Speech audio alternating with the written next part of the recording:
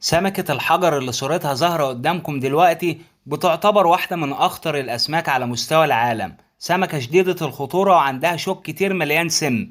أي حد بيحاول يلمسها تحت المية بتنهي حياته فورا.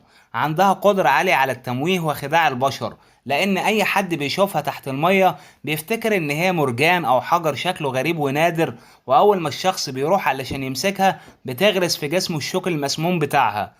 واكتر الاماكن اللي بتتواجد فيها السمكة دي هو المحيط الهندي والمحيط الهادي. بيقول لك كمان ان اعصابها قوية جدا وعندها ابرة موجودة في ظهرها بتهاجم بيها اي كائن بيحاول يقرب منها. واغرب حاجة في السمكة دي ان عندها قدرة تغيير الالوان، يعني ممكن تلاقيها باللون الاحمر او الوردي او اي لون تاني حسب يعني المكان اللي هي موجودة فيه. ودي الحتة اللي لسه بقولك عليها من شوية، الخداع او التمويه. واكتر الاماكن اللي بتحب تستخبى فيها هي بين الصخور او على الحواف، واحيانا بتدفن نفسها في الرمال تحت المية. اخر حاجة هقولك عليها ان في ناس ربنا كتب لها عمر جديد ونجت من اللدغة بتاعتها، بس بعد ما تعرضوا لمعاناة جديدة من نزيف وقيء وحمى وشلل في العضلات وغيرها. يعني من الاخر اتعذبوا علشان يستردوا صحتهم ويرجعوا زي الاول. لو استفدت بمعلومة ما تبخلش عليا بلايك صغير واشترك في القناة علشان يوصلك كل جديد انا بقدمه.